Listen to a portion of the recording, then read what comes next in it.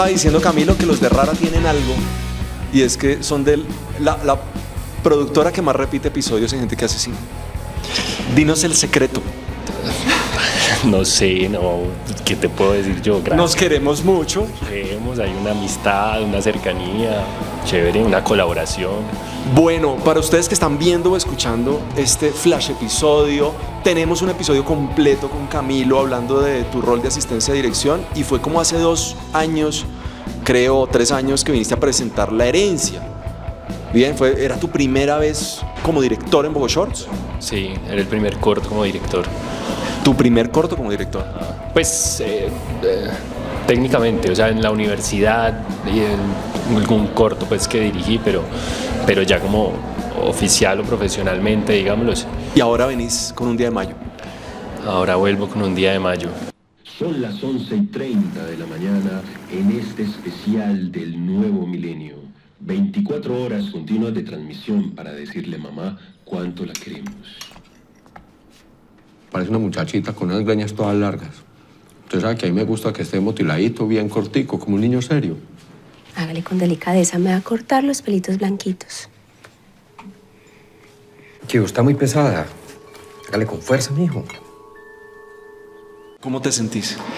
Muy contento, muy emocionado, porque realmente es un proyecto que nació como muy desde las entrañas y como muy desde el deseo de narrar una historia, de hacer una reflexión sobre las memorias, y que se creó con un equipo así como en colaboración entre amigos, como todo este asunto, esta filosofía de cómo empezamos nosotros en Rara, como de vamos a hacer esto sin depender de fondos, de becas ni nada, y metámonos a hacerlo, y todo lo que ha pasado ha sido sorprendente pues con el proceso y con el proyecto, y entonces estoy muy contento.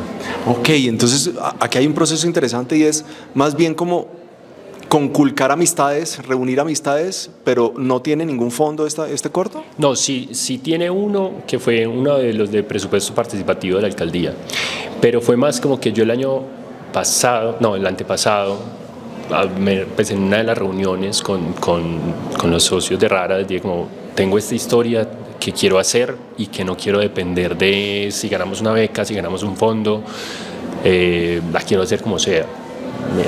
O sea, desde ese momento acá, ¿cuánto pasó? Pasaron 2 años, eso fue en el 2023, más o menos. Ay, no, entonces estamos súper rápido, es un proceso de producción súper rápido. 2022, finales del 2022. Igual. Porque rodamos el año pasado. Bueno, ¿de qué va? ¿De qué va? Para los que nos están viendo, ahí de pronto pongo par planitos.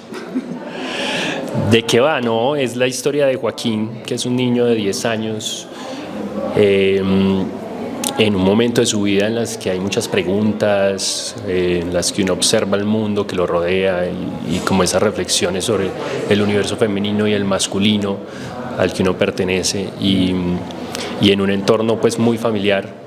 En la víspera del Día de la Madre del año 2000 hay una pelea fuerte entre su hermana y su papá, y su hermana se va de la casa, y es como este niño está viendo como su familia se fractura, se rompe, y como esa idea de la familia armónica, de la familia funcional, y empieza como tal vez a preguntarse como cuál es como ese lugar que le ocupa esa nueva estructura familiar.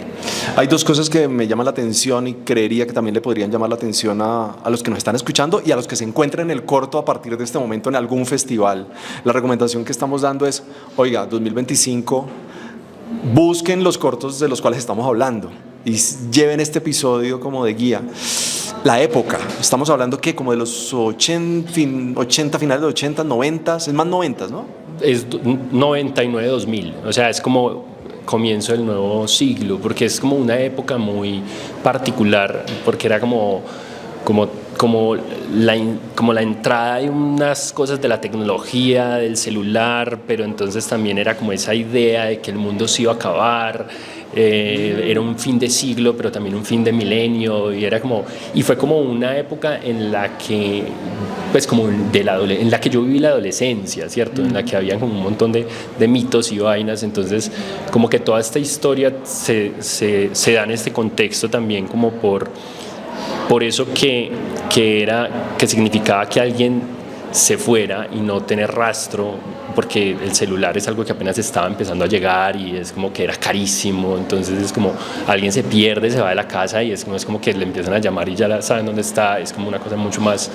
traumática, digámoslo de alguna manera. Mira que me confundí con la época porque creo que el relato está muy universal, independientemente de que hay props específicos. Está nuestro celular clásico, Nokia paneludo, a trancapuertas, nunca te morirás, pero finalmente la familia y lo que pasa ahí es una cosa súper universal.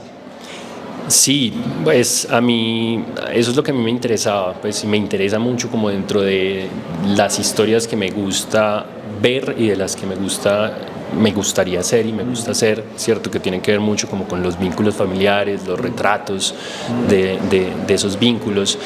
Y acá, pues este corto también nace como de un montón de preguntas y un montón de reflexiones del Camilo adulto sobre esa infancia y sobre esa forma de educación, sobre esas ideas del binarismo de lo masculino y lo femenino, uno siendo un niño, cierto, como que todas esas cosas marcadas que quizá uno en ese momento no las veía, pero que también nos configuraron nuestra identidad, ¿cierto? Entonces como que para mí era importante también como entender un poco en esa época, porque creo que ya ahora también ha ido cambiando, pero esto es un poco un retrato de una generación que es, yo hablo un poco de mi generación, ¿cierto? Como que es la que me tocó a mí, ¿cierto? Y me parecía muy bonito como cuando pues, gente que leía el guión se sentía identificado también con ese niño porque tenía algo similar en su casa o con esa estructura familiar, ¿cierto? Entonces eso me parecía como muy interesante poderlo retratar.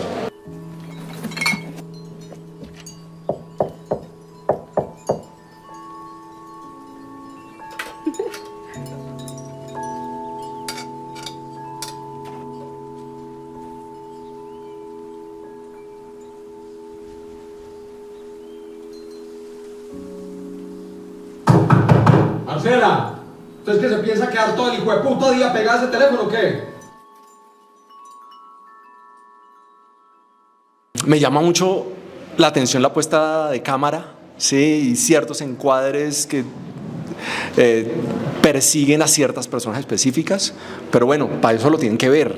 Pero hay una cosa que me llama mucho la atención y es, en Bogo Shorts se encuentra mucha gente con su primer corto. Vos estás en un segundo corto. ¿Cuál es esa evolución como director? No sé, no, yo creo que uno cada vez va, o sea, como que uno ve lo que hizo y dice, puta que la cagué. Entonces ya en el otro, o sea, como que uno empieza a sentir como, bueno, en este otro voy a hacer esto quizá diferente y la va a cagar en otras. Bueno, sí, pero ¿en qué la cagaste que esta vez dijiste voy a tener más cuidado?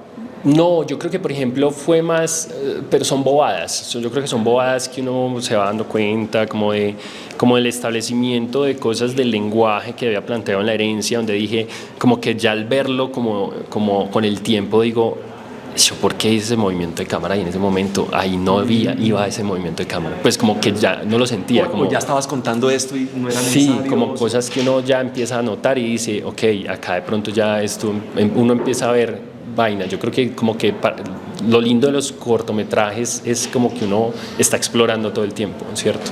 Explorando la narrativa, explorando los lenguajes, explorando las historias. Entonces creo que esa es la evolución, es como que bueno, ya aquí quizá uno tuvo en cuenta otras cosas que no tuvo en el primero y seguramente va a haber otras que no tuvo en cuenta, pues que no tuve en cuenta, y si hace otros las pondrá pues como en consideración. El oficio tuyo que paga las cuentas es la asistencia de dirección. Sí. El que lleva el pancito a la casa. El que lleva el pancito a la casa, el que paga el arriendo, el que paga. Exacto, y sos un asistente de dirección consumado que trabaja en producciones importantes, que ha hecho cosas importantes. ¿Cómo te sigue sirviendo eso para tu rol de dirección? No, para mí ha sido una escuela tremenda, fundamental.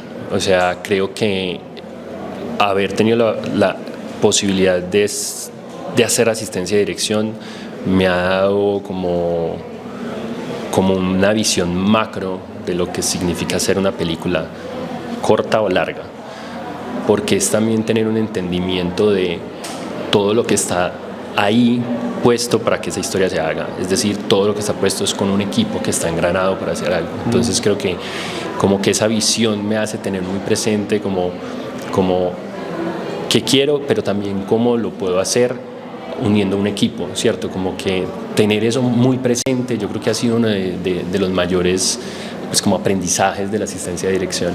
Hablaba con un asistente de dirección que también estaba haciendo su cortometraje y decía, mi asistente de dirección me prohíbe que tenga radio, pero nada, tengo radio. O a veces digo, ¿a cuánto estamos? ¿Se te sale eso dirigiendo? No.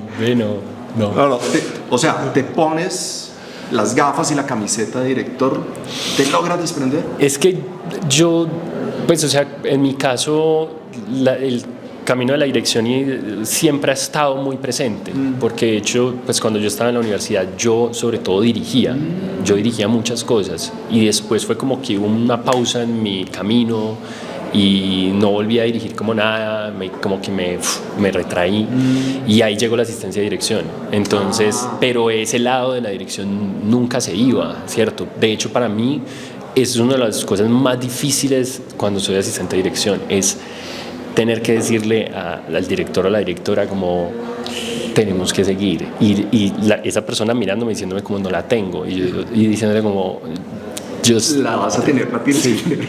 Porque si no, no vamos a tener la otra tampoco. Entonces esa parte es bien difícil para mí, como porque yo a veces me meto también mucho y yo sé que no la tenemos, o sé que no está quedando perfecta como uno quisiera que quedara, pero uno dice, bueno, pero puede ser de acá, después como con la cabeza descansada se revisan las 6 tomas o las 7 tomas que se hicieron y seguro va a estar.